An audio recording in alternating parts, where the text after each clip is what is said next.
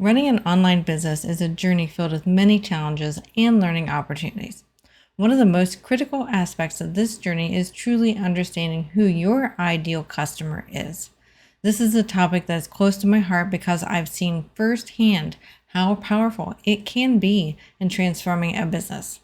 Today, we're diving deep into the concept of understanding your ideal customer and how this knowledge can help you increase your website conversions. So join me as we explore actionable insights that can elevate your online business. Welcome to the E-commerce Made Easy podcast. I'm your host, Carrie Saunders. When we started this business, all I had was a couch, a laptop, and a 9-month-old. My main goal? To help others.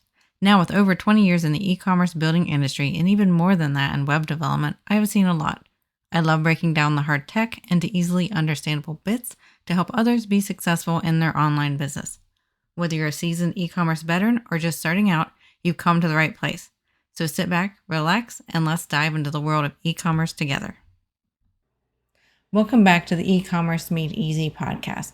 Today we're focusing on a fundamental aspect of running a successful online business, understanding your ideal customer. This knowledge isn't just a nice to have, it really is a necessity if you want to increase your website conversions and grow your business. It can really make or break your website.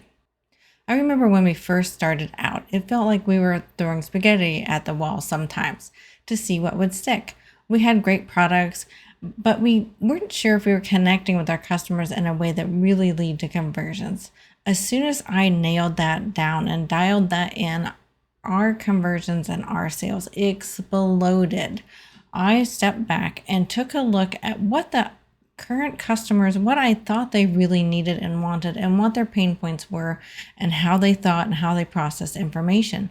As soon as I got that in there, that clarity allowed us to tailor our marketing efforts and our website design and copy on our website and even our product offerings to better meet the needs of our audience. So the first step in understanding your ideal customer is to really define them. Who are they? What do they do? What are their pain points and desires? Think about the demographics, psychographics, and behaviors of your ideal customer. For me, it was online business owners just like me wanting to have an online web presence that easily sold to their customers. So I could really put myself in their shoes. So when you create a detailed buyer persona that includes their age, gender, occupation, their interests, and any other relevant information you might think is important, this will help serve as a guide for your marketing and product development efforts. And don't take this lightly. Make sure that you do this, and I would challenge you to revisit this every few years. However often you feel like you want to see another growth, how often ever you think that you've learned a lot from what you've already done, regularly revisiting this is a great idea. Maybe once a year, or maybe every 2 years. Honestly, when you're starting out though, you may want to revisit this every 3 to 6 months. You do want to give yourself some time to see if your persona and how you're speaking to your ideal client is working. So make sure you're not changing this every week or every month, but really look at where are you in your business? How often should you be monitoring this and updating your ideal persona to make sure that you're still effectively talking to your ideal clients. One way is if you already have established clients and people buying from you, is you can conduct surveys or interviews with your current customers. Ask them about their needs, their preferences, their challenges in whatever your problems you're solving, and this direct feedback can provide invaluable insights that you may not have considered otherwise, even if you might be in the same marketplace as them. You may hear some words or some language that somebody else uses that you may not have thought of just because their life experience is different, even if you might be along the same path, kind of like we are with some of our clients. But if you're brand new and don't have any clients yet, put yourself in their shoes. What pain points or problems are you solving with your products or services? What would they need to feel and know to connect with your product? Remember, your goal is to be able to have the words they would use and make sure you're talking to them, not at them. You want to really be communicating with them. So it's more like you're talking to someone familiar, like your friend or a business bestie. Using too stiff and formal language can be quite the turnoff for most customers. There are some exceptions to businesses that need to be talking a bit more formal, but you need to be using the language that they're going to be using. So keep that very much in mind. And if you really get stuck, you can use artificial intelligence to help you get back on track. Be sure to listen to episode 61 if you haven't already on how to really nail down utilizing AI better. We have our guest Sam in there who really helps us figure out how can we use AI to write a blog post really quickly. And you can glean many of that information there to also figuring out who your ideal customer is using episode 61. So be sure to check that out. We will have a direct link to it in the show notes. All right. So once you have a clear understanding of who your ideal customer is, you can start tailoring your content to meet their needs. This means creating blog posts, videos, social media updates, and other forms of content that address their pain points and provide solutions. Do the aspects of these contents that works best for you. Don't feel like you have to be everywhere and all the places. Just be consistent in a handful of places and you'll be good there. So when your content resonates with your audience, they're more likely to engage with your brand and ultimately convert into paying customers. So for example, let's say your ideal customer is a busy mom looking for quick and healthy meal solutions. You can create content that offers recipes, meal planning tips, and time-saving kitchen hacks. By addressing their specific needs, you show that you understand their challenges and are there to help. Be sure to use specific words they would use also. I mentioned this a few times already in this episode, but it's really, truly important, especially if you are maybe an experienced mom and are now maybe a grandmother, but you can look back on your life and see how you were as a mom. Make sure you're using the mom language, not the grandmother language if your target audience is the moms out there. So just an example of how our experiences might change our language. We want to make sure we're still using the language in our copy and for our website that is targeted to the people that you are serving there. So with a clear understanding of your ideal customer and tailored content in place on your website, it's time to optimize for website conversions. This involves making sure your website's user-friendly with clear call to actions that guide visitors towards taking their desired action, whether it's signing up for a newsletter, making a purchase, or filling out a contact form. So we talk about this a lot on the podcast. So you'll want to incorporate your information you get when you research your ideal customer to these elements on your website. You also want to make sure your website loads quickly and is easy to navigate and provides a seamless user experience across all devices. Again, this is a lot of topics we cover here on the podcast, so be sure to go through some of our other episodes for a little bit more details.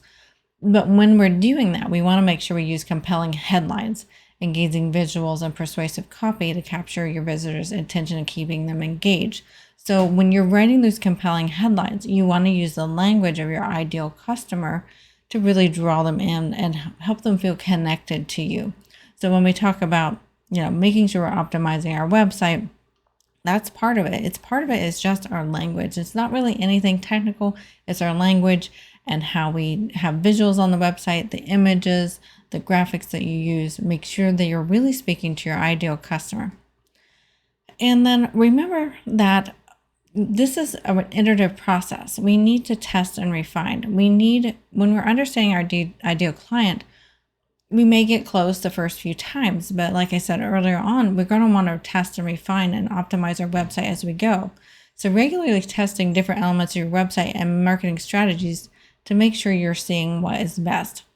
And when you're doing this, make sure you provide enough time to get some good results. Depends on how fast your market moves. Could be a few weeks, could be a few months. So make sure that you're doing this in a manner that's really getting you the best data that you can receive for that. And if you're not sure, give it at least 3 weeks to 4 weeks when you're collecting the data. It's kind of a good benchmark is to at least give it several weeks. All right, so by taking the time to understand your ideal customer, you can really create a more personalized and effective marketing strategies that resonates with your audience and drives conversions.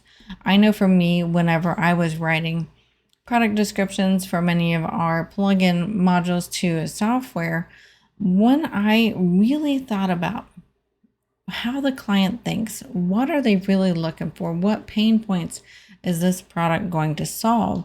Once I started using the language of our clients, those products that I took the time to do that on really sold like hotcakes. And if I look back at our website too, for those products that didn't sell very well, I can really see I was in a hurry, honestly, and didn't really make sure that I wrote the copy for the product that really resonated with the client.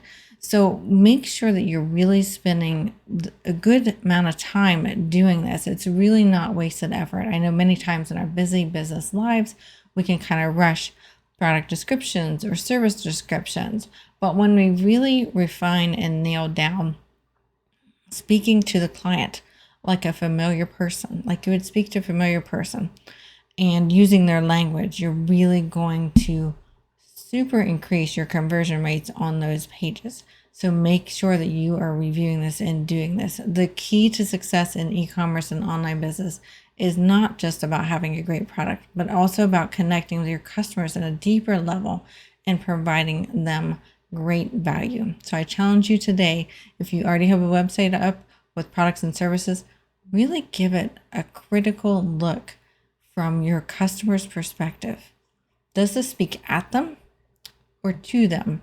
And what I mean by at them is, are you just spitting out information about what it does and all these things, or are you really speaking to them and really engaging in their emotions and in their thought processes as you're speaking to them? All right, so that's all we have for this week's episode. Thank you for joining me. If you found this episode helpful, please rate us on Apple Podcasts and share it with your fellow entrepreneurs. That really helps get the word out for us and gets us connecting to other people. We always love hearing your feedback, so feel free to email us at podcast@bcsengineering.com. And don't forget to subscribe wherever you're listening, whether this is on YouTube or on your podcast player. And until next time, keep connecting with your customers and making your e-commerce and online business journey a successful one.